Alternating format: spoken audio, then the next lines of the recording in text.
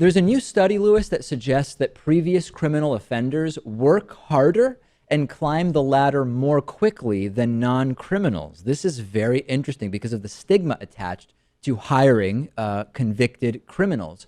Harvard and UMass Amherst, my alma mater, looked at 1.3 million people, including 5,000 with prior felony convictions who enlisted in the military between 2002 and 2009. Now, in general, a felony conviction disqualifies you for entry to the military, but applicants can apply for something called a moral character waiver after a pretty extensive background check plot process where the military says, we've done a whole person evaluation and we're going to waive the normally disqualifying felony conviction. Of those who entered, researchers found that the convicted felons were promoted faster and to higher ranks compared to the other workers. And there's a company called Evolve, EVOLV. It's a big data company and it focuses on human resources data. They found that people with criminal records are 1 to 1.5% more productive as employees than those without criminal records, which if you think about a really big company, that can be tens of millions of dollars in profit loss or gain as a result of an additional 1.5% productivity.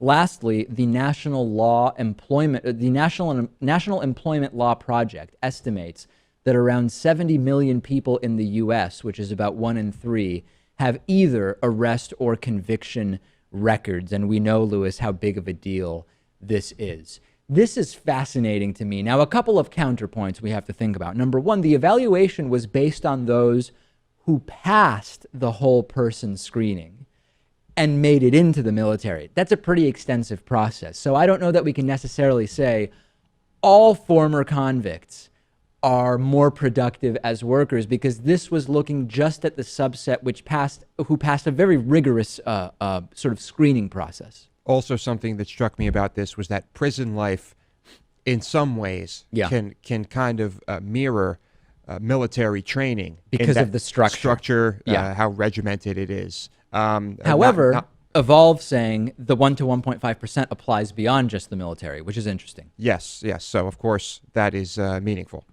The other issue that is related to this, and we talked about this, we spoke about this, or we will speak about this with Gene Traunstein, is if you get rid of that question on a job application, have you been convicted? You can still run a background check and find that out. So there's a big movement now called Ban the Box, and we have to really think about whether that is actually that big of a deal, because even if you can't ask, even if you remove that from an application on a job application, a background check would realistically turn it up, and you can still ask about it in an interview. So we are going to talk about that with Gene Traunstein. I would also wonder, Lewis, is there a variance from specific crimes? So totally hypothetical, 1.5% increased productivity for workers with prior criminal records. Is it maybe 3% higher productivity for those with drug-related convictions, but actually minus 1% for those with, I don't know, domestic violence conviction or something like that? It would be very interesting to see how the data breaks down based on what the conviction was for. Yes, if they factored that in, that would be interesting data.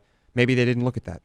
Gamefly is sort of like Netflix for video games. They have over 8,000 new and classic games for Xbox One, Xbox 360, PS4, PS3, Wii, and a bunch of other platforms. And you can play as many games as you want for one monthly fee. And if you find some games you want to keep, you can buy them for a low used price. There's never any due dates or late fees. And our audience can get a free 30-day trial at gameflyoffer.com/TDPS. The games are shipped directly to you with return envelopes included. There's no contracts, and you can rent games through the mobile app.